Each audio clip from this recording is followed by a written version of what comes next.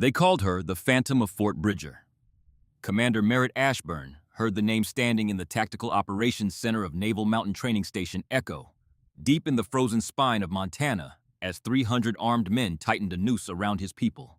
Another ghost story, he thought.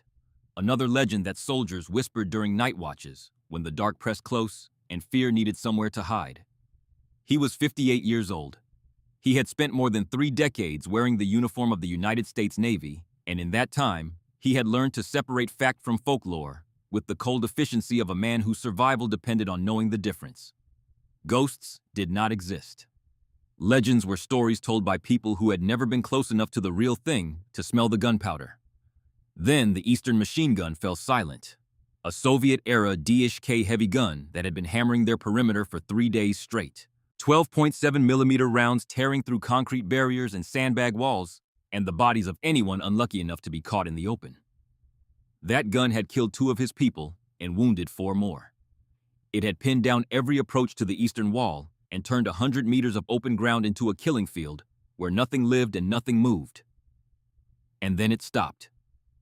Not a malfunction, not a jam, not the brief pause of a crew swapping out an overheated barrel. Just silence where there had been thunder. The kind of silence that made the hair stand up on the back of your neck, because silence in combat meant someone had changed the equation, and you did not yet know who or how or why. Ashburn grabbed his binoculars and scanned the ridge 1,200 meters out. Through the pale haze of a Montana winter morning, he could see the gun position carved into the rock face. Still intact. The ammunition boxes still stacked. The barrel still pointed at his compound. But the crew was gone, scattered like men who had seen something that rewrote every assumption they held about their own safety. 60 seconds later, the mortar pit on the north ridge went dark. The second position, the one that had been walking high-explosive rounds across his compound in a methodical grid pattern, each volley landing closer to concentrations of his people. That pit had been manned by experienced fighters who understood indirect fire the way a surgeon understood anatomy. They knew exactly where to cut. Now they were running. And Commander Merritt Ashburn stopped thinking about ghost stories. Because Ghost did not walk through 300 armed militia fighters in the frozen mountains of Montana. Ghost did not eliminate 2 of the most dangerous weapons systems threatening a besieged compound with shots that defied the limits of what the human eye could see and the human hand could steady. But someone did. Someone had just rewritten the tactical mathematics of their survival with a rifle and a scope and a kind of precision that belonged in textbooks, not in the chaos of a 3-day siege. And that someone was now standing at his north gate asking for entry. The compound sat in a valley between 2 mountain ridges like a wounded animal waiting for the end. Naval Mountain Training Station. Echo had been designed for winter warfare exercises. Reinforced concrete structures, underground bunkers, a perimeter wall that could withstand small arms fire. All of it built to simulate hostile conditions for training purposes. Now the hostile conditions were real. Merritt Ashburn stood over the tactical display and watched red markers multiply across the screen like a spreading infection. Each marker represented a confirmed enemy position. Each one a gun pointed at his people. 97 American service members trapped in a box canyon with their backs against the mountains, and 300 militia fighters closing from 3 sides. The 4th side was a cliff face, 200 feet of vertical granite that might as well have been a wall built by God himself to ensure that retreat was not an option. The mathematics were simple and brutal. Outnumbered 3-1. Ammunition down to 35% of standard load. Water rationed to 40% capacity because the purification system had taken a mortar hit on the first day and no one had been able to repair it under fire. Medical supplies critical. 7 wounded in the aid station, including Corporal Nolan Parr, who had taken shrapnel through his left thigh 2 days ago, and whose wife was 8 months pregnant with their first child back in San Diego. Ashburn had served through Bosnia, Iraq, and Afghanistan. He had been shot at in 6 countries and had buried friends on 3 continents. He had learned to recognize when odds shifted from difficult to catastrophic with the same instinct that a sailor recognized when weather shifted from rough to deadly. This was that moment. The door opened. Lieutenant Declan Schofield entered with snow melting off his helmet and exhaustion carved into the lines of his face. 29 years old. West Point graduate. Smart enough to know they were in trouble and young enough to still believe someone might fix it. "Sir, QRF status update from battalion. Ashburn did not turn from the display. Tell me something good, Declan. Relief convoy hit another front coming down from the Canadian border. Whiteout conditions on every approach road. They are grounded until visibility improves. Estimate 6 hours minimum before they can roll. 6 hours. Ashburn felt the weight of those lives pressing down on his shoulders like physical mass. Not metaphorical weight. Real weight. The kind that bent your spine and shortened your breath and made you feel every one of your 58 years in the ache of joints and the heaviness of a heart that had been pumping blood through too many crises for too many decades. The radio crackled. A voice from the perimeter tight with controlled urgency. Command, this is North Gate. We have a situation. Ashburn grabbed the handset. Define situation. Single individual approaching on foot from the eastern sector. No vehicle, no escort. Just walked through the militia lines like they were not there. Through 300 armed fighters and half a mile of kill zone. On foot. In the snow. Ashburn exchanged glances with Schofield. In 72 hours of siege, nothing had come through those lines except mortar fire and bullets, and the occasional burst of machine gun tracer rounds that lit up the darkness like angry fireflies. Now someone was walking through on foot, as if the siege were an inconvenience rather than a death sentence. Is it one of ours? Ashburn asked. Someone from the QRF advance party? Negative, sir. Civilian clothes over what looks like a plate carrier. Carrying a rifle case. No unit markings, no identification visible. The voice hesitated for a moment. She is asking to speak with the commander. She. The words settled into the operations center like a stone dropped into still water. Not because a woman at the gate was unusual in the modern military, but because a woman walking alone through 300 militia fighters in a Montana winter was not unusual. It was impossible. Detain and search, Ashburn said. I am on my way. He found her 10 minutes later in the entry control point, standing with the calm patience of someone who had nowhere else to be, and no anxiety about being anywhere in particular. She might have been waiting for a bus, or standing in line at a coffee shop, for all the urgency her posture conveyed. Mid-30s, perhaps. Hard to tell exactly. Dark hair pulled back tight against her skull in a way that was functional, rather than aesthetic. Eyes that tracked everything in the room without appearing to move. The kind of eyes that cataloged threats and exits and distances with the automatic precision of someone who had been doing it so long that it no longer required conscious thought. She wore hiking boots that had seen hundreds of miles of hard terrain. Cargo pants faded to the particular shade of gray that only came from years of washing and wearing and washing again. A weather-beaten jacket that might once have been tan, but had been bleached and stained and weathered into something that belonged to the landscape rather than to a clothing store. The rifle case at her feet was battered, scratched and dented and worn at the corners where it had been set down 10,000 times on 10,000 different surfaces. But the latches were clean, the seals intact, the case itself maintained with the care that spoke to priorities. The woman might let her jacket rot, but the rifle would always be perfect. Master Sergeant Dale Fenton stood nearby with his hand never more than 6 inches from his sidearm. Fenton was 57 years old and 2 weeks from retirement. He had been in uniform longer than most of these soldiers had been alive, and combat had taught him to recognize when something did not fit the patterns you expected. This woman did not fit any pattern Dale Fenton had ever encountered. Commander Ashburn. Her voice was quiet but carried clearly. The kind of voice that did not need volume to command attention. I am Reagan Lockhart. Colonel Theodore Hargrove sent me. Ashburn felt his world tilt. Just slightly, just enough to make him reach for the doorframe without realizing he was reaching. Hargrove. He had not heard that name spoken aloud in years. Colonel Theodore Hargrove. Teddy Hargrove. The old man who had been his instructor at Fort Benning in 1994. The man who had taught him everything that mattered about combat leadership. About making impossible decisions when every option was wrong. About carrying the weight of those decisions afterward without letting it crush you. About standing in front of soldiers who were looking to you for answers and giving them something to believe in even when you had stopped believing in anything yourself. Hargrove had been the best officer Ashburn had ever served under, the closest thing to a father he had found in uniform. Hargrove is retired, Ashburn said carefully, measuring each word. Has been for almost a decade. Yes, sir. Reagan's expression did not change.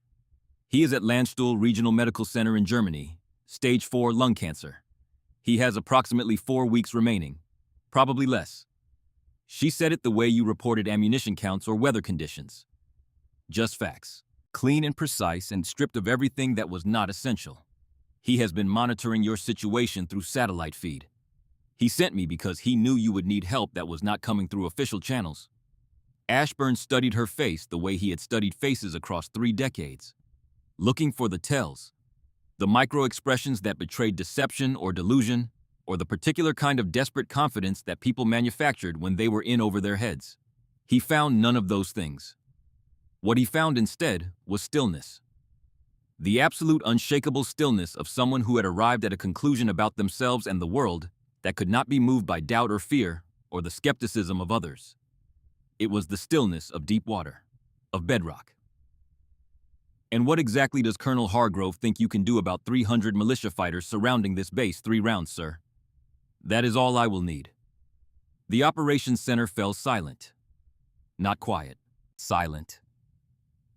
The kind of silence that happened when every person in a room simultaneously stopped breathing. Fenton shifted his weight. His hand moved closer to his weapon. Schofield stopped mid-motion with the coffee cup halfway to his mouth. His eyes moved from Reagan to Ashburn and back again. You are asking me to bet 97 lives on 3 rounds. Ashburn heard his own voice getting louder and did not try to stop it. 3 bullets against 300 fighters. Do you understand basic military mathematics?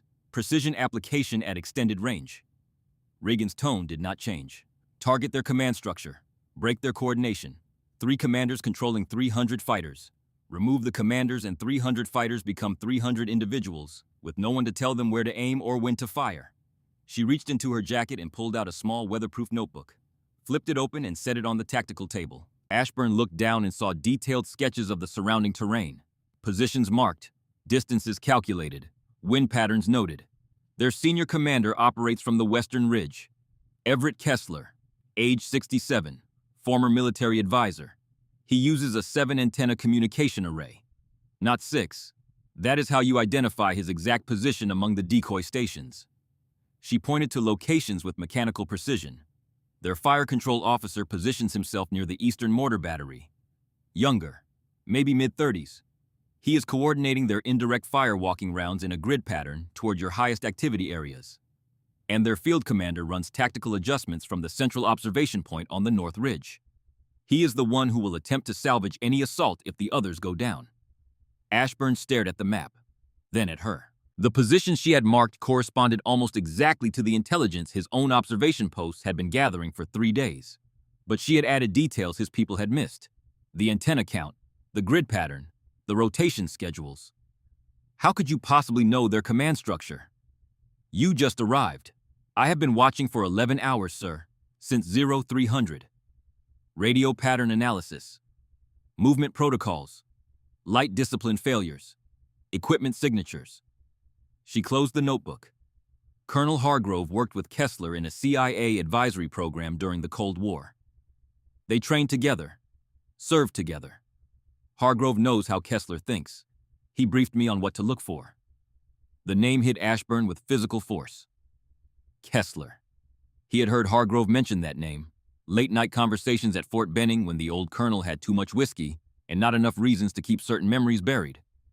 Kessler had been Hargrove's counterpart. They had shared the kind of brotherhood that forms when men spend years learning the same craft under the same flag.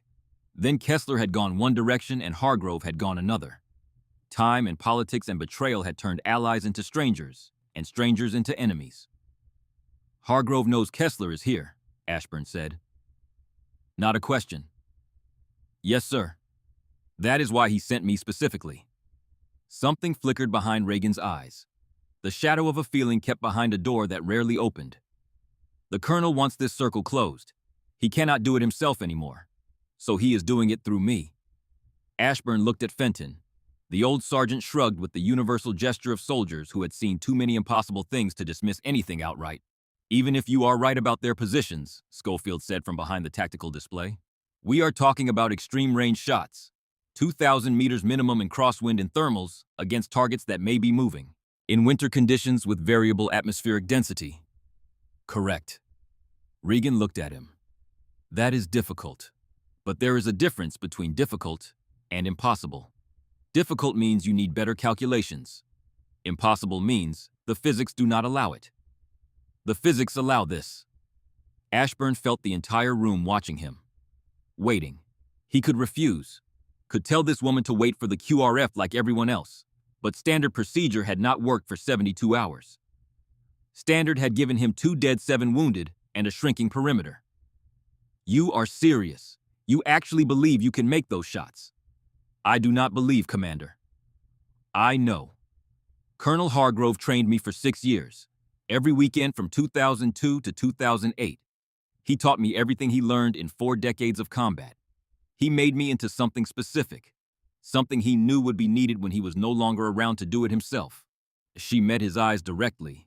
No flinching, no bravado. I have done this before, multiple times. Different bases, different sieges, always the same outcome. When everyone else operates on fear and adrenaline, I operate on precision and calculation. Those are better tools. Ashburn felt a ghost of memory stir. Hargrove saying something similar during a nightfire exercise at Benning 3 decades ago, his voice carrying through the darkness with the certainty of a man who had built his life on the belief that discipline and mathematics could overcome any odds. What do you need? The question came out before Ashburn fully decided to ask it. But once it was in the air, he did not take it back. North Ridge Observation Post, Regan said. 800 meters from your perimeter. I need it cleared of all personnel. No one within 200 meters of my position. And I will need specialty ammunition. M33 ball 50 caliber BMG. 3 rounds. That position is completely exposed, Goldfield said. No cover from the southern approach. You will be visible to every militia fighter on that ridgeline. Yes, sir. That is part of the design.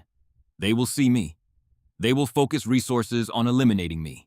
While they are trying to kill me, they will not be organizing their assault on this compound. Every minute they spend shooting at my position is a minute they are not spending on breaching your walls. Ashburn wanted to argue, wanted to find the flaw in her logic, but 3 decades in uniform had taught him to recognize certain truths that lived below the surface of doctrine. Sometimes salvation arrived from directions you never expected. Sometimes you had to trust people who walked through impossible circumstances. Master Sergeant Fenton, get her the ammunition, special loads, extended range, whatever the armorer recommends. Fenton moved without hesitation. Ashburn turned back to Reagan.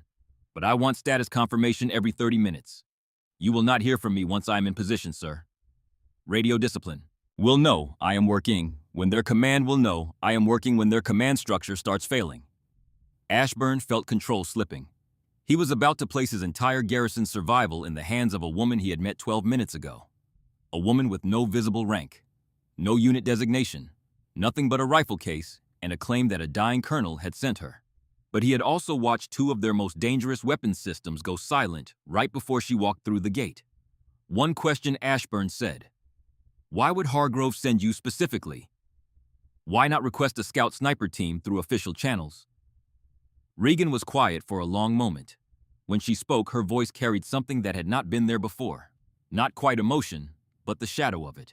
A door cracking open just enough to let a sliver of light through before closing again. Because official channels would not authorize what needs to happen here. And because 3 years ago, I made a mistake that cost 17 innocent people their lives. The colonel has been helping me pay that debt ever since. This is part of the payment. She picked up her rifle case, lifted it with one hand as if it weighed nothing, though Ashburn knew a 50 caliber system weighed close to 30 pounds. I will be in position by 0400. When the sun comes up and the thermals settle, I will begin. 3 rounds, 3 targets. That is what Colonel Hargrove ordered. That is what I will deliver. She turned toward the door, stopped, looked back. Commander, your medical tent. The mortar teams have been walking fire in a grid pattern, 23-minute adjustment intervals. I calculated their next target zone. Your medical tent sits at the center of the highest probability impact area. Next volley would have hit your wounded. She let that settle. It will not hit them now. I stopped the mortar crew before dawn. That is what I am here to do. Stop them from killing people who have families waiting. Get me those 3 rounds so I can finish the job. Then she walked out into the pre-dawn darkness, into the cold and the wind and the war that waited in the mountains above them. and Ashburn stood in the doorway watching her disappear into the shadows between buildings, with the ease of someone who had been moving through darkness for so long that it had become her natural habitat. Fenton appeared at his elbow. "Sir, we are really doing this. Trusting our entire defense to one woman with a rifle? No." Ashburn kept his eyes on the darkness. "We are trusting Colonel Hargrove's judgment. He trained me. He trained her. If he says she can do this, then she can do this." He turned back to the tactical display, looked at the red markers that represented their death. "And if she cannot, we are exactly where we were 15 minutes ago. Surrounded, outgunned, out of time. At least this way we have a chance we did not have before." Private Tessa Bramwell had been at Naval Mountain Training Station Echo for 11 months. She had survived 3 militia probing attacks, 2 sniper scares, and 1 miserable week in October when the heating system failed, and everyone learned what real cold felt like before the Montana winter had even properly begun. But she had never seen anyone like the woman who climbed the North Ridge as dawn approached. Tessa had drawn perimeter duty, walking the compound walls every 2 hours, checking for breaches, reporting anomalies, staying alive. She climbed the ladder to the roof observation post at 0345 and found Regan Lockhart already in position. The woman sat absolutely motionless behind a rifle that looked like it had seen a decade of hard use. Custom work, the kind of weapon that was built for one person and one purpose. Her position was precise, tucked against a sandbag wall that provided cover from 3 sides while leaving clear sightlines to the east, west, and north. Her body formed a single continuous line from shoulder to rifle stock to scope. Her face was partially hidden by a tan shamag wrapped against the cold, but her eyes never moved from the scope. They were the stillest eyes Tessa had ever seen, intensely focused in a way that suggested everything in the universe had been reduced to what existed within the circle of that scope. "Ma'am." Tessa kept her voice quiet. "You did not startle someone who had a loaded .50 caliber rifle pressed against their cheek." No response. The woman might have been carved from granite. "Ma'am, Commander Ashburn sent word that you were positioned up here. I am Private Bramwell, Perimeter Watch. How long has the Eastern machine gun been firing?" Regan's voice came without her eye leaving the scope, or her body shifting even a fraction of an inch. "The DSK on Ridge 7. Since the 2nd morning, ma'am. It has been tearing up our supply depot and the eastern wall. Not anymore." Tessa moved to the edge of the roof and raised her binoculars. Through the growing light of dawn, she could see Ridge 7, where the heavy machine gun had been positioned. She had watched that gun tear their compound apart for 3 days, had watched its muzzle flash, had heard the deep hammering rhythm that shook the air and made your chest vibrate. Now she saw nothing. No movement, no gun crew. The position looked abandoned. What happened to them, I happened to them. Regan adjusted her scope with movements so small they were barely visible. 1243 meters. Crosswind compensation, 4.2 mils left. Heavy gunners always expose the right shoulder during belt feed reload. Predictable. Tessa stared at the woman. "You shot someone at 1200 meters. In the dark. In winter conditions. 1243. Precision matters." Regan's finger rested along the trigger guard. Not on the trigger. Professional discipline that spoke to thousands of hours of training. "The colonel taught me that distance is just variables. Wind, altitude, temperature, barometric pressure.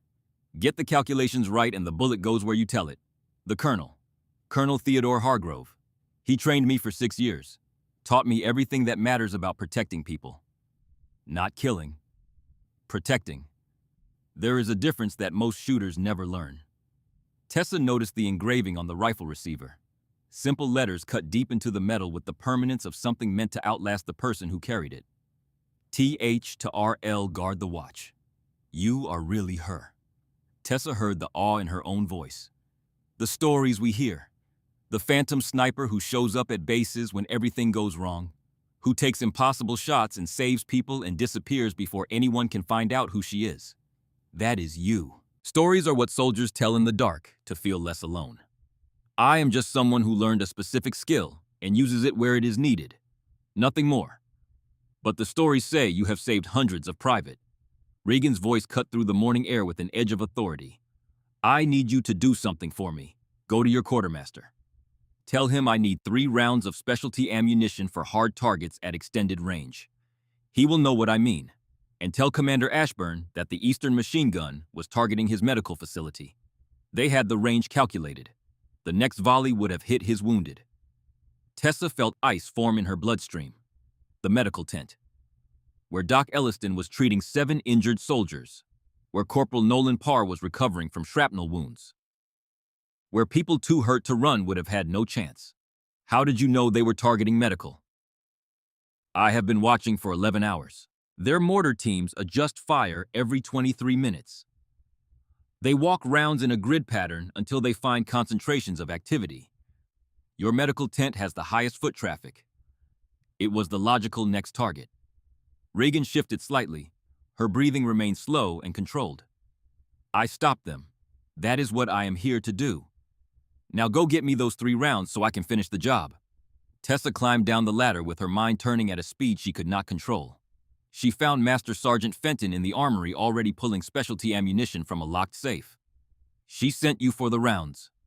Not a question. Yes, Sergeant. 3. For hard targets. Fenton set 3 large brass cartridges on the counter. 50 caliber BMG. Boat-tailed hollow points designed to maintain supersonic velocity past 1,500 meters. Each round was the length of her hand. Sergeant, is she really who they say the Phantom of Fort Bridger? Fenton looked at her with eyes that had seen every conflict since Desert Storm. Private, I have watched soldiers do things that physics says cannot happen. And I have learned that sometimes the universe puts certain people in certain places at certain times. People who can do what needs to be done when everyone else has run out of options. He handed her the ammunition carefully. That woman up there walked through 300 militia fighters like they were morning fog. Then she eliminated 2 of our biggest threats before the sun came up. So yes, I believe she is exactly who they say. And I believe we are all going to be alive tomorrow because of her. Tessa carried the 3 rounds back to the roof. Found Regan in the exact same position. Motionless. Pressed against the scope. Your ammunition, ma'am. Set them down within arm's reach. Then I need you to leave. Get at least 200 meters from this position. When I start firing, they will concentrate everything they have on this ridge. Anyone near me becomes collateral damage. Tessa set the rounds down carefully. 3 brass cylinders that caught the first light of dawn. Ma'am, can I ask you something quickly? Why do you do this? You do not wear rank. No unit patch.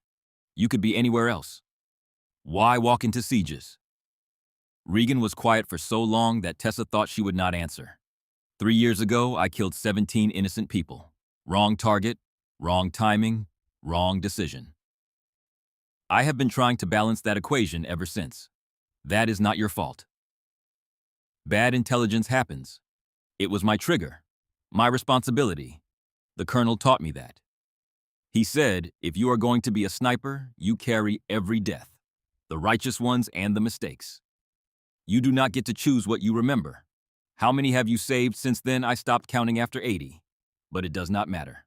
The weight does not lighten with arithmetic, Private. It just gives you something to do while you are remembering.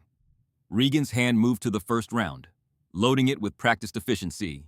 The round seated with a solid click. The bolt closed. The rifle became complete. Now go. Get to safety. If I have calculated correctly, things are about to get very loud up here. Tessa descended the ladder and ran across the compound. She found Commander Ashburn in the operations center with Schofield. Sir, Lockhart is in position. She has her ammunition. She told me to tell you the Eastern gun was targeting medical. She said the next volley would have hit our wounded. Ashburn looked at Schofield. The lieutenant pulled up trajectory analysis on the computer. Probability models based on observed mortar patterns. Impact prediction zones calculated from 3 days of data. The medical tent sat dead center in the highest probability zone. She knew that from watching, Schofield said. She calculated their next target from pattern analysis. Alone. With no equipment except her eyes and her training, Ashburn pulled up the fire mission logs. Every incoming mortar round plotted by time and location. And there it was. The pattern. Clear as a heartbeat once you knew what to look for. 23-minute intervals. Grid progression. Walking fire toward concentrations of activity. The next target was medical. would have been medical, except Regan Lockhart had eliminated the mortar crew before they could fire. Sir Schofield pointed at the display. If she is right about the patterns, that means she did not just take out a machine gun. She prevented a massacre. Ashburn sat down. He thought about the 7 wounded soldiers in that tent, about Corporal Parr, whose wife was 8 months pregnant, about Doc Elliston working 36 hours straight to keep people alive with dwindling supplies. All of them would have died in the next volley. Sir, Fenton entered the operations center. You need to see this. He pointed toward the north ridge. Through binoculars, Ashburn could see Regan Lockhart's position on the ridgeline. Small, distant, alone. And he could see every militia fighter on 3 ridges reorienting their weapons toward that single position. She had made herself a target. Deliberately. She had chosen a position that was visible because visibility was part of her design. Every gun pointed at her was a gun not pointed at his compound.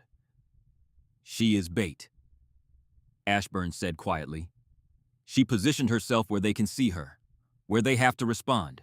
She is turning herself into the biggest threat on the battlefield, so we are not the biggest threat anymore. That is suicide, sir. No. Ashburn kept his binoculars trained on that distant figure. That is what happens when someone decides that those lives matter more than one. That is what protection looks like when you strip away everything except the choice. All stations, he said into the radio, his voice carrying to every defensive position. Maintain alert status. But I want everyone to understand what is happening on that north ridge. There is a woman up there who walked through 300 hostile fighters to reach us, who eliminated 2 of our biggest threats before dawn, who calculated that our medical tent was the next target and stopped it. He paused. Let the silence carry the weight. She is about to draw every gun in this valley toward herself. She is doing it so those guns are not pointed at us. Remember that. Whatever happens in the next few hours, remember that someone chose this. Someone decided we were worth protecting. The radio crackled with acknowledgments. Voice after voice. Position after position. And on the north ridge, Regan Lockhart settled behind her scope. Adjusted for wind. Measured distance. Calculated the variables that would turn 3 rounds into the difference between life and death. Dawn broke over the mountains. Cold light spilling across the valley. Illuminating the siege. Illuminating the compound. Illuminating one woman on a ridge with a rifle and a debt she had been paying for 3 years. The first shot came at 0437. The sound rolled across the valley like the voice of something ancient and final.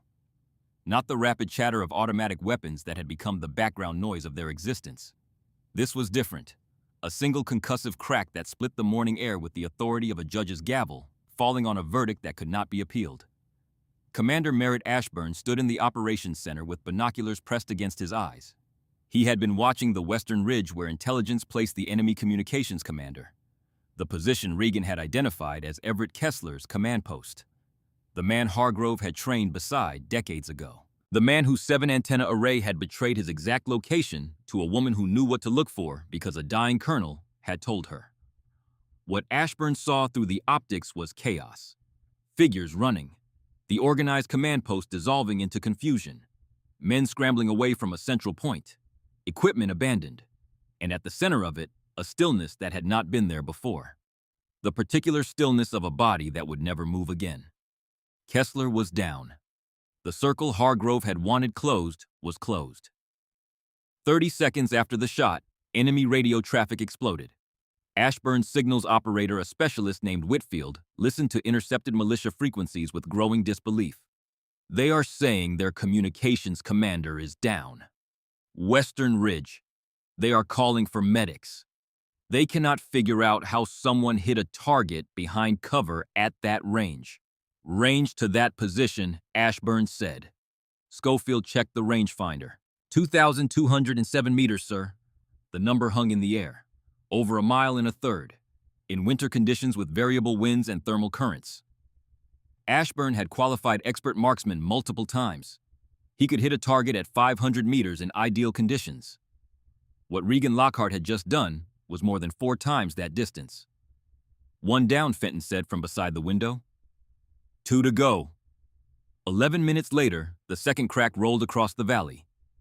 The Eastern Mortar Battery. Ashburn swung his binoculars east, saw the mortar position in disarray. The fire control officer eliminated. The careful organization that had been walking rounds toward his medical tent collapsed into scattered individuals who no longer knew where to aim or when to fire. The carefully constructed command structure was fracturing. Communications gone with Kessler. Fire control gone. 2 of the 3 pillars that held the assault together removed with surgical precision. She said 3 rounds, Fenton murmured. That was 2. 1 left. The compound held its breath. On 3 ridges, militia fighters searched for the source of the shots that had decapitated their leadership. 300 men looking for one woman who sat motionless 1,200 meters away, invisible, not because she was hidden, but because she was still. But 300 people searching will eventually find what they are looking for. The first burst of machine gun fire hit Reagan's position at 0512. PKM fire, the distinctive rip of 7.62 millimeter rounds at 800 meters per second. Not random shooting, coordinated. 3 separate machine gun positions working together to saturate a single target zone. North Ridge is taking fire. Tessa Bramwell's voice cracked over the radio. Heavy concentration from 3 directions. They have her position zeroed. Ashburn grabbed his binoculars. The North Ridge observation post was disappearing behind a wall of dust and concrete fragments. Sandbags erupting. Rock shattering. Hundreds of rounds per minute converging on a space no larger than a bedroom. Can you see her negative, sir? Too much dust. Wait. I see movement. She is still there. She is not evacuating. Fenton. Ashburn grabbed his rifle and medical kit. The words came from somewhere deeper than conscious thought. We are going up there. Sir, that is 200 meters of open ground under direct observation. We will not make it. Then we had better run fast. Because I am not leaving her on that ridge alone. Dale Fenton had spent his career learning when to argue with officers and when to simply grab his gear. He took the medical kit without protest. If the commander was running into fire, Fenton was running beside him. That was the covenant. You did not leave people behind. They hit the compound perimeter at full sprint. Ashburn was 58 years old, and his knees had not been right since a parachute malfunction in 2003. But he ran like he was 25 again. Ran like the years and injuries had been stripped away by something more powerful than physical limitation. Fenton matched him stride for stride. 57 years old and 2 weeks from everything he had earned.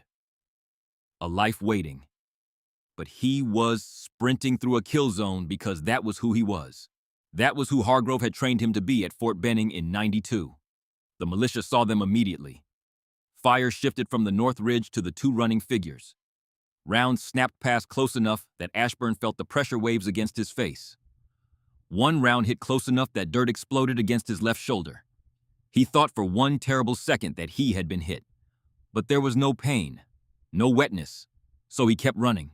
They reached the north position after 90 seconds that felt like a lifetime. Fenton dove behind the concrete barrier first. Rifle up, scanning.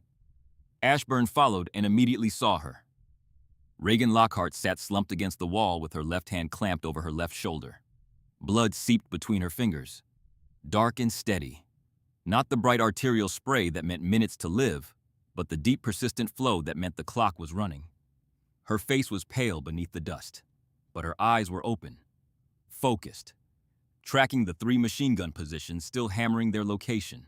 Her rifle lay beside her, still loaded with the last round, the one that would determine whether 300 fighters remained a disorganized mob or reorganized into the assault force that would overrun the compound. Commander. Her voice was strained but controlled, the voice of someone who had been hurt before and knew how to compartmentalize pain. Coming up here was a stupid idea. Probably. Ashburn crawled forward as rounds impacted above them. How bad? Through and through. Left shoulder. Missed the bone. She winced. I will live if I do not bleed out. Fenton moved beside her with the medical kit. Ma'am, I need to pack that wound. This is going to hurt. Everything hurts, Sergeant. Do what you need to do. While Fenton pressed hemostatic gauze into the wound channel, Ashburn assessed their situation. 3 enemy machine gun positions. At least 40 fighters visible.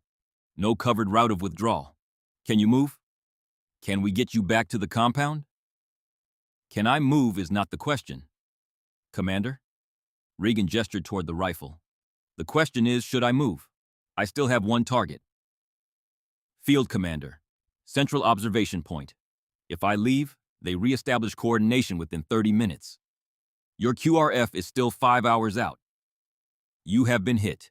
You are losing blood. You need medical evacuation. Not yet. Reagan's eyes locked onto his, and Ashburn saw something in them that made him stop talking. Something older than pain or fear. The look of someone who had made peace with a specific set of priorities and would not be moved from them by anything short of unconsciousness. Hargrove taught me, do not leave the watch, not when tired, not when scared, not even when bleeding. Stand until the job is done, or until you cannot stand. She looked at her hands. They trembled with fine tremors, the body's involuntary response to trauma and blood loss. Shaking that no amount of willpower could overcome. She closed her eyes, opened them, made a decision. Then you will hold it steady for me. Ma'am, you were Hargrove's student. Fort Benning, 92. She met Fenton's eyes. I saw your name in his training logs. Expert marksman. You know how to support a rifle for long-range shooting. Fenton looked at Ashburn. The commander saw the realization dawn. This was not about one sniper making an impossible shot. This was about everything Hargrove had ever taught coming together in a single moment. All the training, all the years, all the knowledge passed from one generation to the next. What do you need? Fenton asked. Brace the rifle. Support the weight. Take the load off my shoulder. I will handle the scope and the trigger press. 2 pounds of pressure. That is all I need my hands to do. She looked at Ashburn. Commander, I need you on the satellite phone. Patch through to Landstuhl. Hargrove needs to guide this shot. Ashburn pulled out the secure satellite phone. It took 2 minutes to establish connection. 2 minutes while fire continued hammering their position. 2 minutes while Regan's blood soaked through the pressure bandage. Then a voice came through the speaker. Weak, labored, but absolutely clear. Calloway. Situation report. He used the cover name she had carried during her years as a CIA asset. The name that existed in classified files and operational records. Not Regan Lockhart, the person. Calloway, the weapon he had built. Even dying, the old man maintained the discipline of a lifetime. Sir? Regan's voice steadied the moment she heard her mentor, as if his voice were a calibration tool that brought everything back into alignment. I am hit. Shoulder, through and through. Lost maybe 20% blood volume. Shaking. Cannot support rifle weight. I need you to walk me through this. Silence on the line. The beeping of monitors. The hiss of oxygen. Target field commander. Central observation. Range 1,204 meters. Wind shifted to 11 knots northeast. Thermals rising. He is mobile, directing the response. Do you have the shot? Not without support. Fenton is here. He will brace for me. Another long pause. Clayton Fenton. Fort Benning, 92. Good shooter. Little too cautious on windage calls, but solid fundamentals. A ghost of warmth in the dying man's voice. Fenton. You listening? Yes, sir, Colonel. Fenton positioned himself beside Regan, his hands finding their place on the rifle stock. You are going to hold that rifle like 97 lives depend on it. Because they do. Support the stock. Take the weight completely. Let her focus on scope picture and trigger press. Nothing else. Understand? Yes, sir. Lockhart. Hargrove's breathing sounded worse, the wet rasp of lungs filling with fluid.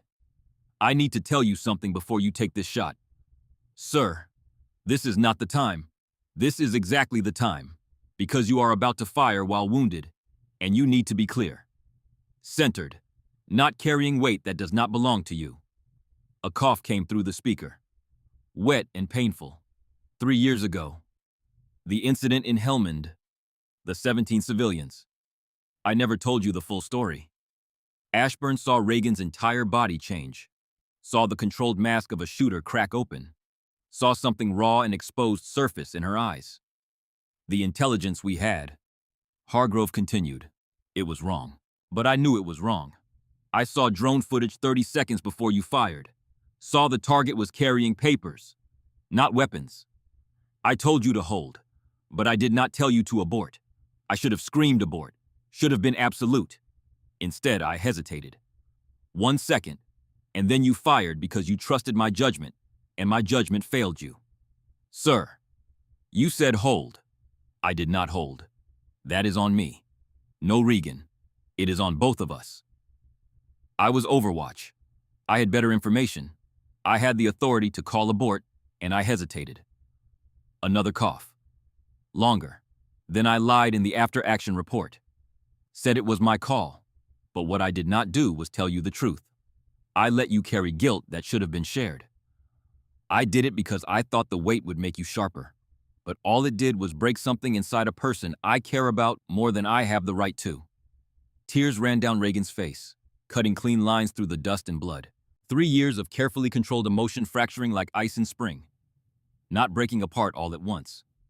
Cracking, shifting, letting light into places that had been frozen since she was 28 years old.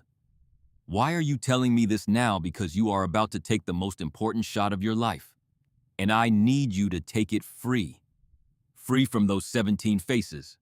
They were not your failure, Regan. They were mine. And I am sorry. I am so goddamn sorry I let you carry that alone. Ashburn watched this woman who had walked through 300 armed fighters without showing fear begin to break open. And he understood something about Hargrove's real mission. Not saving the compound. Not closing the circle with Kessler. Saving Regan Lockhart. Freeing her from the prison she had built from guilt and memory, and the faces of 17 people who died because 2 professionals made mistakes, and only one was told the truth. Sir, Reagan's voice shook. I do not know if I can. You can, because you are the best student I ever trained. Because you have Fenton supporting you and Ashburn protecting you. Because I am watching through the feed and I will guide every millimeter.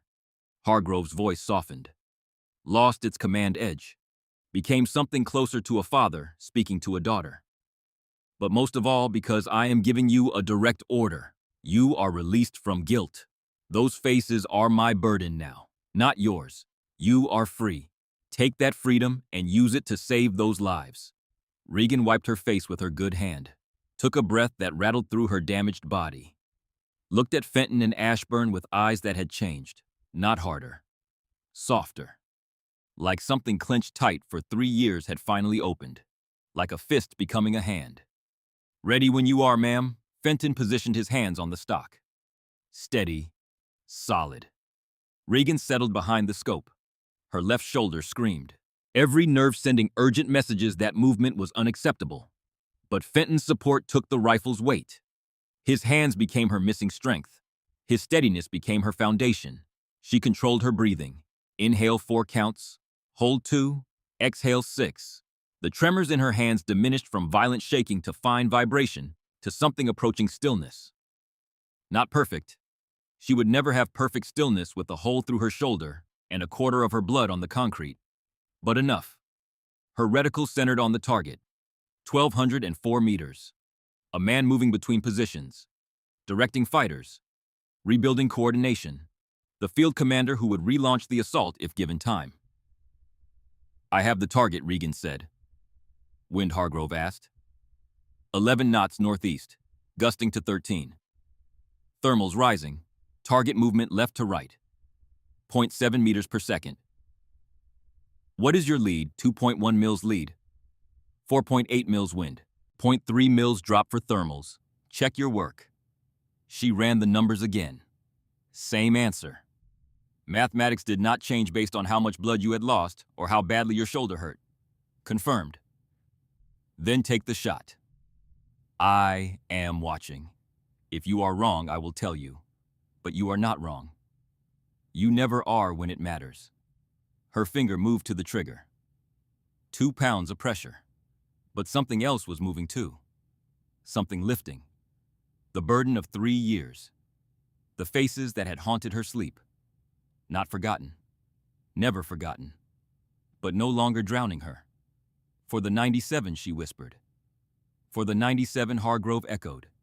6,000 miles away. Dying in a bed. Watching his student prove that everything he had taught was true. Regan fired. The rifle kicked. The round left at 2,800 feet per second. Physics and training and 3 years of atonement compressed into 1.7 seconds of flight time. The bullet fought through cold mountain air, through wind, Through thermals, through gravity, it covered 1,204 meters, while the target moved another meter to the right. Impact. The field commander fell. The men around him scattered. The militia's reorganization dissolved into chaos for the third time in 2 hours. 3 rounds. 3 commanders.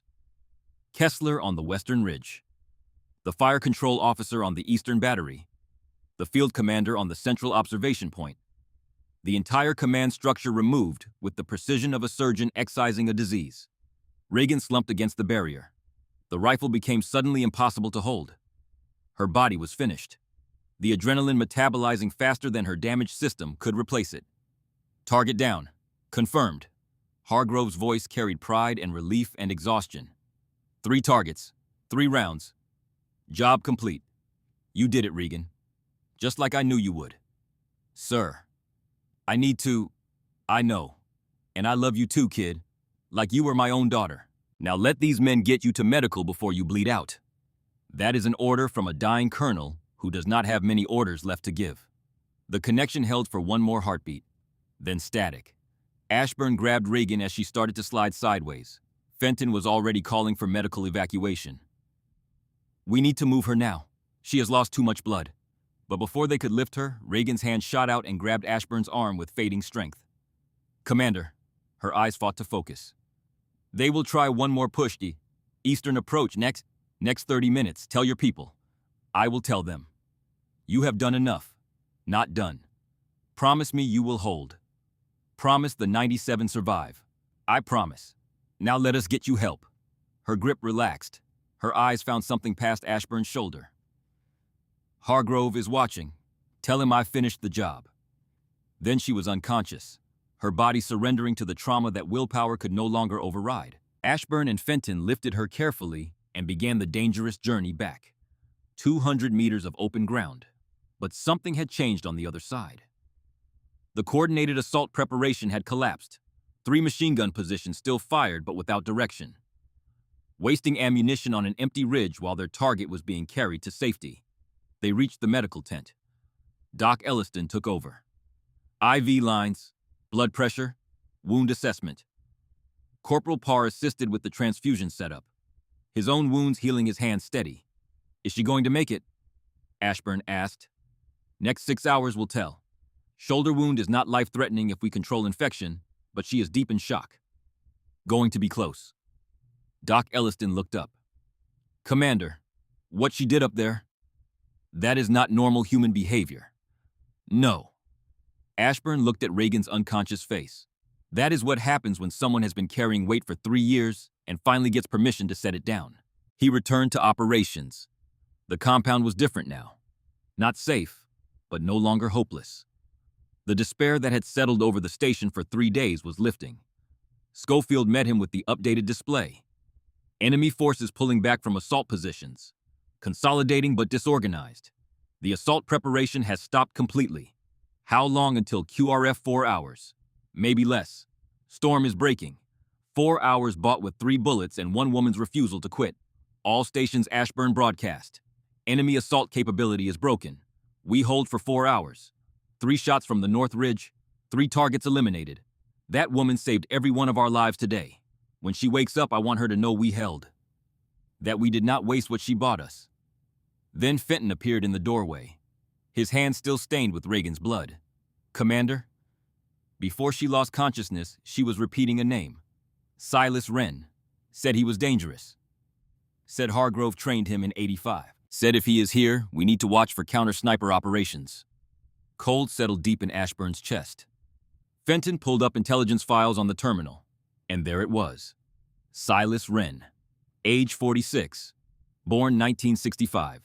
Recruited into a CIA special training program at age 20. Instructor of Record Colonel Theodore Hargrove. 37 confirmed eliminations during covert operations. Specialty long-range precision fire. Separated from CIA service in 2001 under disputed circumstances. His family killed in what official records called a training accident, but what Wren publicly called an assassination to silence a whistleblower. Last confirmed contact with federal authorities 2003, identified as a person of interest connected to domestic militia organizations. He is not inside the compound, Fenton said. He is out there. Probably the Eastern Ridge. Range advantage. Multiple escape routes. He has been waiting. Patient, professional. Exactly the way Hargrove taught him. The situation crystallized. They were not just facing a militia that had lost its command structure. They were caught between two students of the same teacher. One trying to protect, one trying to destroy. Same mentor, opposite purposes. And somewhere on the Eastern Ridge, Silas Wren was settling behind his own scope. Double sentries on all observation posts, Ashburn ordered. Anyone with long-range optics watches that Eastern Ridge. If there is a sniper out there, I want to know before he fires. But even as he gave the orders, he knew they were playing defense against an offense they could not match. Not without Regan. As if summoned by the thought, the radio broke silence. Command, this is medical. Patient is conscious. She is asking for you. Ashburn crossed the compound at a jog. Found Regan sitting upright on the cot. One hand on her bandaged shoulder, the other gripping the bed frame. Her face was bone white, lips cracked, eyes sunken. But those eyes were open, and in them burned something different from the first time she had woken wounded. Not just determination, freedom. The particular clarity of someone who had been carrying a weight so long, they had forgotten what it felt like to stand without it. Hargrove's confession had not just absolved her, it had unlocked something. Silas Wren, she said. Eastern Ridge. We have spotted something. Cannot confirm. It is him. How long until QRF? 3 hours, 20 minutes. He will shoot before then. Within the hour. That is what Hargrove would have taught. Wait until the target believes the danger has passed. Then fire. She swung her legs off the cot. Doc Elliston moved to stop her. Ma'am, you need 72 hours minimum before Regan stood. This time her legs held, trembling violently, threatening to give way. But holding. Not through the desperate rigidity of a body fighting itself, but through something quieter. Calmer. The centered balance of someone who had shed a burden and found their footing on new ground. She had been released. And in that release, she had found something she had not possessed in 3 years. Not strength. She had always had strength. Stillness. The stillness that came from a mind no longer at war with itself. Doc Elliston stared. Her vitals had not changed. Her blood count had not improved, but something in the way she carried herself was different from the woman who had collapsed on that ridge. I need to talk to Hargrove, Regan said to Ashburn. Need him to confirm Wren's position. Need him to tell me what Wren is thinking. You need him to tell you how to beat someone he also trained. IEA need him to choose between his students, between who I am and who Silas became. One of us is not walking away from this valley. The satellite connection took 90 seconds. Hargrove's voice was weaker than before, the cancer consuming the last of his reserves. Regan, you should be unconscious. I should be a lot of things, sir. Right now, I need to be the person who stops Silas Wren. The silence stretched across 6,000 miles. Silas was 20 years old when I met him. 1985. CIA program. He had lost everything. Father, family, trust. He did not want revenge. He wanted accountability. I taught him the same things I taught you. He was extraordinary. The best natural talent I had ever seen until you came along 20 years later. What happened to him? The system happened. The agency used him, burned him, destroyed his family, and called it operational security. He decided the institutions he had served were the enemy, that everything I taught him about protecting people should be turned against the people who had failed to protect him. Another long pause. Monitors beeping. He is not entirely wrong, Regan. The system did fail him, but being right about the cause does not justify the response. What are you telling me, sir? I am telling you I trained you both. I am proud of what you both could have become. But if I must choose between the student who protects and the student who destroys, I choose protection. I choose you. And I will help you stop him. Tell me how he thinks. He will wait until you show yourself. He knows you are wounded. He will be patient. But he has one flaw I could never correct. One weakness I spent 6 years removing from your technique. What weakness? Pride. Silas always needed to demonstrate superiority. Needed the difficult shot, the impressive angle. If you give him a target that appears challenging, his pride will override his patience. He will take the shot, and taking the shot reveals his position. You want me to bait him. I want you to be smarter than him. Make him react to you instead of you reacting to him. But understand, he is as skilled as you are, maybe better in some ways. He has had 30 years to refine what I taught him. Someone is going to die on that ridge. I know, sir. Then make sure it is him. For the people who need you to win. A cough. Then quiet. And Reagan, when this is done, promise me you will stop. Stop walking into sieges. Stop carrying debts. Stop being a weapon and start being a person. You have earned that. I will promise to try, sir. Then that will have to be enough. Go. The feed shows Wren adjusting. He knows you are awake. Reagan moved to the southern observation post. 5 minutes of controlled movement through the compound, staying close to walls, minimizing exposure.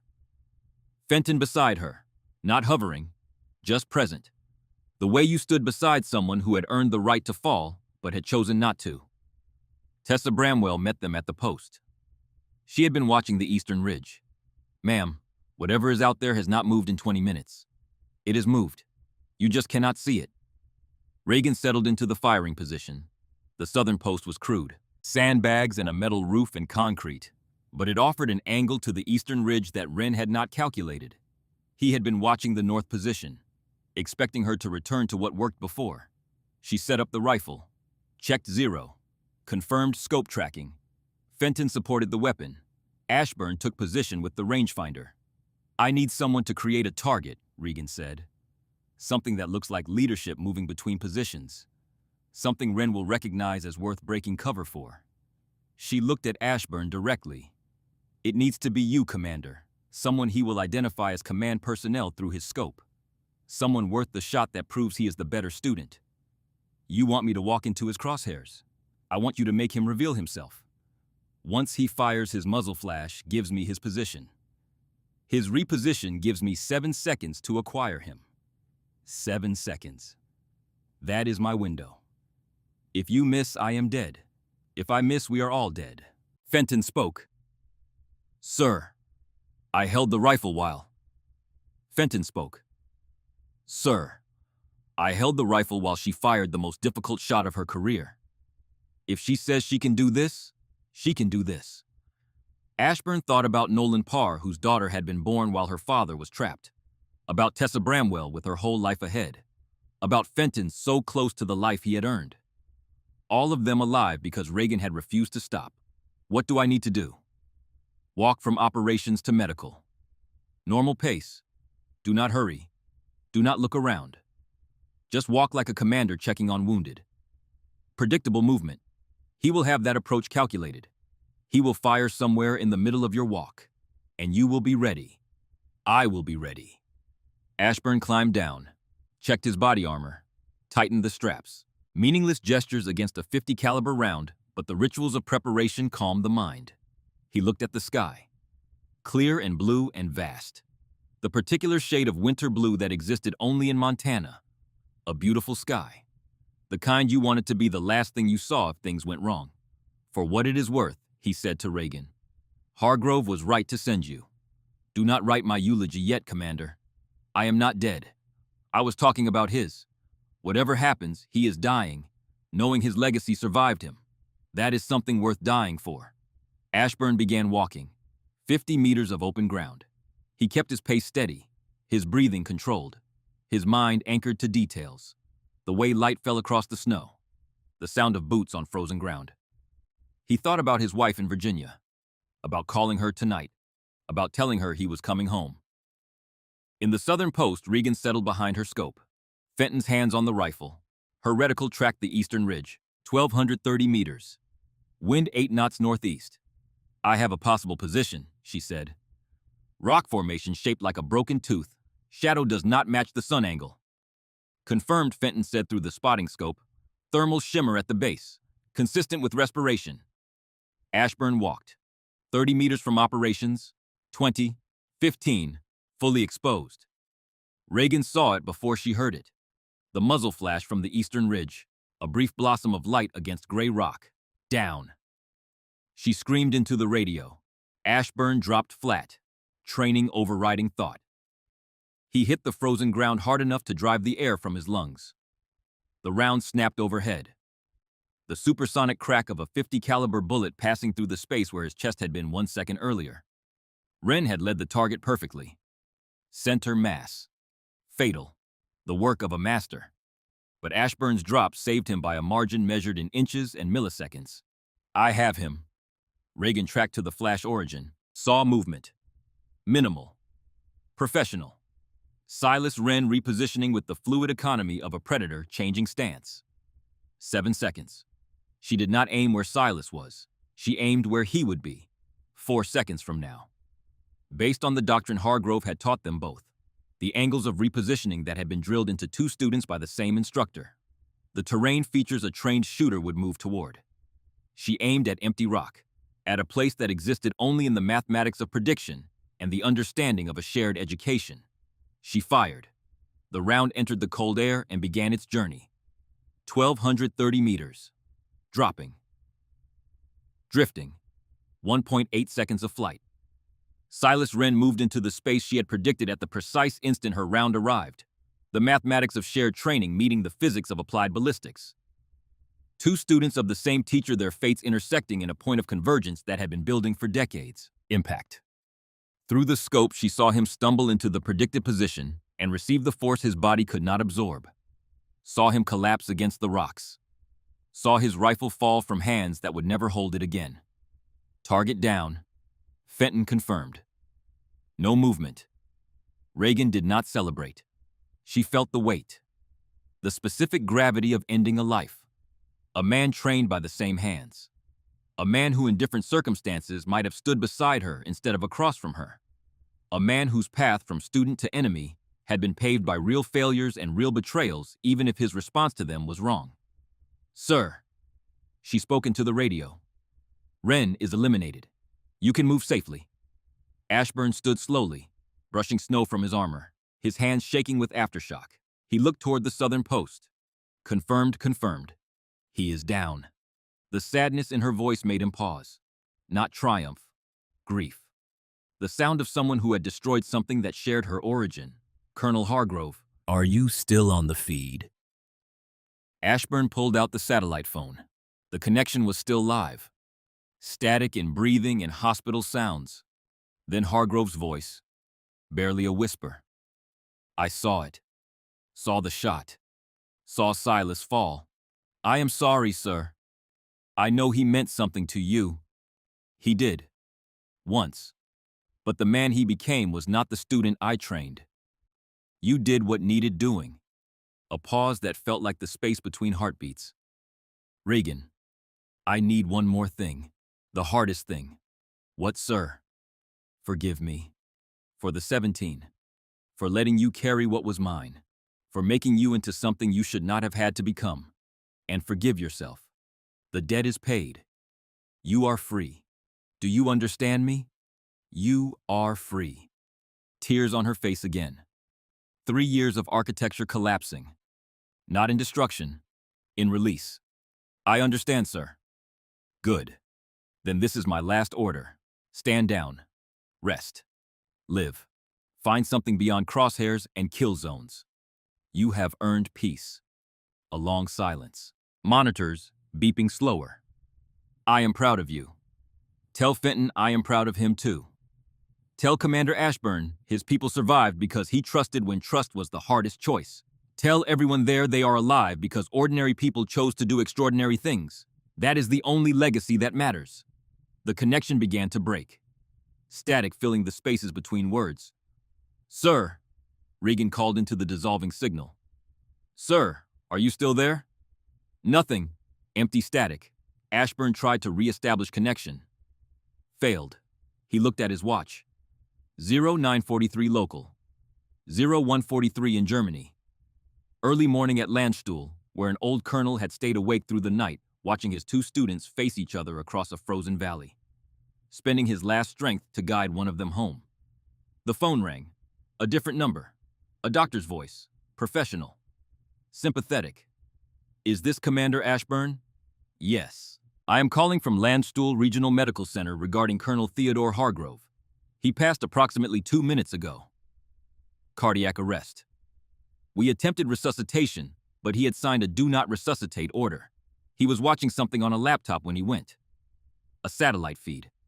He kept repeating the same words at the end. What words? She is free. She is free. Then he closed his eyes. Ashburn stood in the frozen air of Montana and felt the world shift. Thank you, doctor. Sir. He left instructions, wanted his students to know he was proud, that everything he taught mattered, that people who stand watch so others can live are the only legacy worth leaving. Does that mean anything to you? Yes. It means everything. The call ended. Ashburn looked up at the southern post where Reagan sat motionless. Rifle forgotten, eyes seeing nothing. Fenton stood beside her with one hand on her good shoulder, a fellow student offering the only comfort that mattered, proximity, shared understanding, not being alone. Ashburn climbed to the post, sat down beside Reagan, did not speak. After a long time, she spoke. He waited, stayed alive just long enough to see it finished. He saw you free. That is what he wanted most. I killed his first student. Silas came before me. Hargrove shaped him before he shaped me. You stopped someone who was going to kill the people under my command. Ashburn looked at the eastern ridge where Silas Wren lay in the Montana snow. He made his choices. You made yours. Hargrove understood the difference. He chose you because you protect. That was always the dividing line for him. But now he is gone.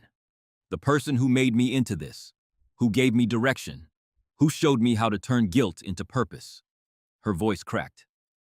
What do I do now? You do what he ordered. You rest. You live. You find something beyond this. You have been standing watch for 3 years. Someone else can take a turn.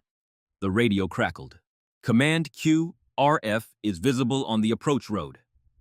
15 minutes. Relief. After 72 hours. After 3 shots and 2 students and a dying colonel who spent his last night watching his legacy play out. All stations Ashburn broadcast. QRFE inbound. Secure the perimeter. As of this moment, this station has survived. 0 casualties among our people. Remember who made that possible. He looked at Reagan. You should be in medical. In a minute. Fenton helped her stand. Together, they walked back toward medical. 2 people shaped by the same teacher decades apart supporting each other through grief and exhaustion. Tessa followed at a distance.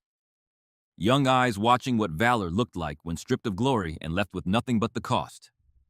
The QRF rolled through the gates at 1000 hours. 6 armored vehicles and 200 fresh personnel who had expected to find a massacre.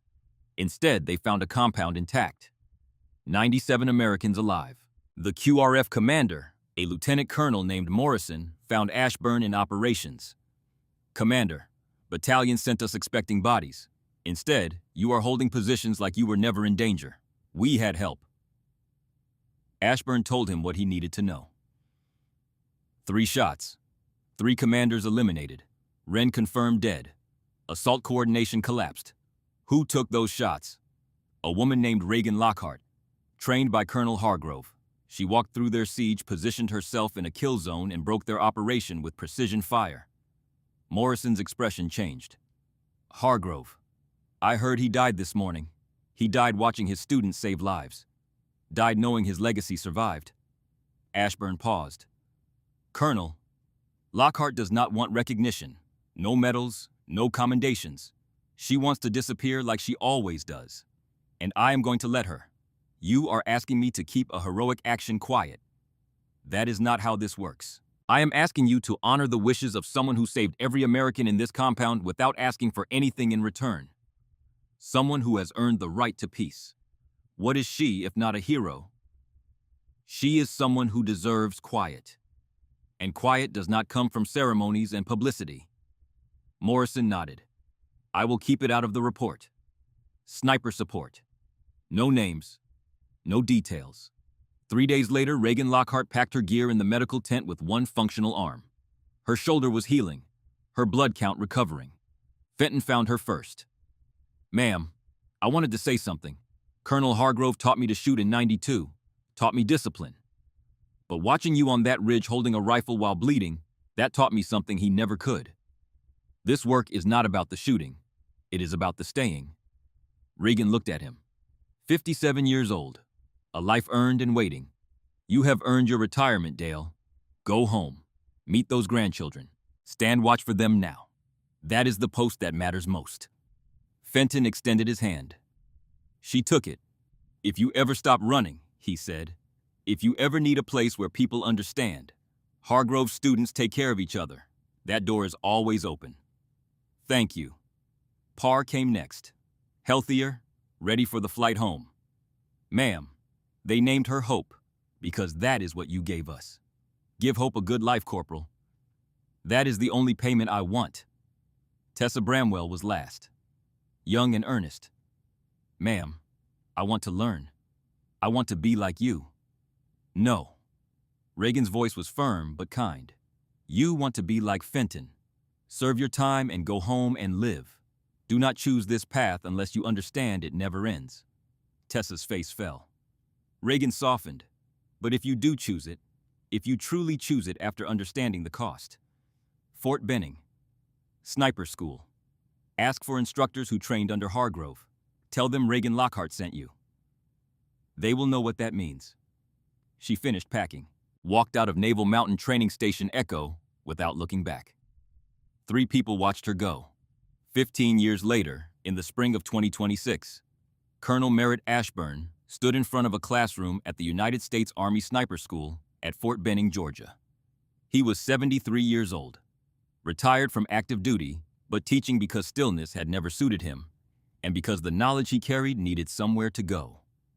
35 students, 31 men, 4 women, all of them eager.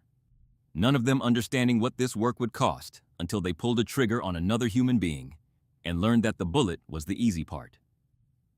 Today we are discussing Siege Doctrine Ashburn began, specifically the defense of Naval Mountain Training Station Echo Winter 2011. Silence. Ancient history for these students. A female cadet raised her hand. 24 years old. Sharp eyes that reminded Ashburn of someone. "Sir." The after-action report mentions sniper support, extended range precision fire, but no names. Nothing that explains how a besieged compound survived 300 fighters with 0 casualties. That is right, Cadet Morrison. No names. But I was there. I commanded Echo. He told them. Not everything. Not the satellite calls to a dying colonel. Not the tears. Not the weight of guilt released, or the sound of a mentor's last breath, but enough.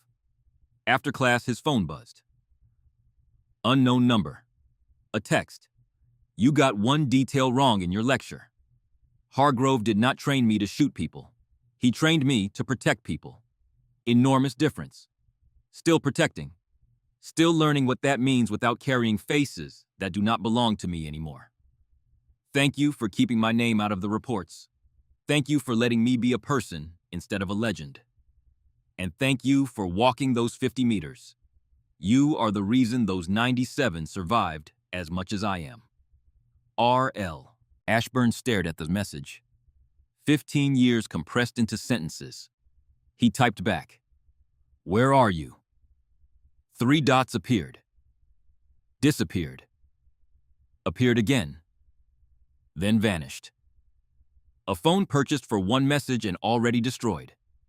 He put the phone away. Then a voicemail notification appeared.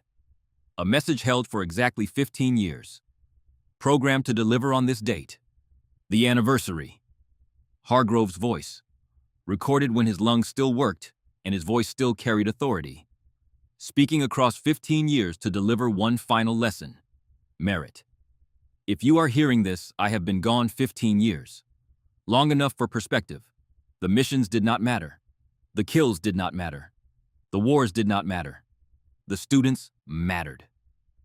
The people I helped become something better than what they were. That was the only legacy worth building. Tell Regan I was proud. Tell her she was always free. Tell her that when she is ready to stop, when she is finally ready to rest, that is acceptable. People who stand watch deserve peace. They have earned it. The message ended. Ashburn saved it, would never delete it. A voice reaching across 15 years to say that some lessons never expired. That night, in a different part of the world, in a place where danger gathered and innocent people needed someone between them and the violence that was coming, a woman adjusted her scope. Her shoulder carried a scar from 15 years ago, a through and through that ached in cold weather and reminded her every morning of a ridge in Montana and a dying man's voice guiding her hand from 6,000 miles away. 83 people needed protecting tonight, and she had realized something Hargrove had not understood when he gave his final order. Something she could not explain to anyone who had not lived this life. People like her did not stop because someone told them to stop. They stopped when the watch was over, when there was no one left who needed a guardian, when the world was safe enough to set down the rifle and walk away, knowing no one would die because she was not there. The world was not safe. The watch was not over. She fired. The bullet flew true, 1,250 meters through mountain air. It found its target with the precision of a woman trained by the best teacher who ever lived, freed by his truth, loved by his sacrifice, honoring his memory the only way she knew. By standing watch. By protecting people who would never know her name. Not a weapon, not a legend, not a ghost. A guardian. She packed her rifle, gathered her equipment, disappeared into the darkness the way she always did.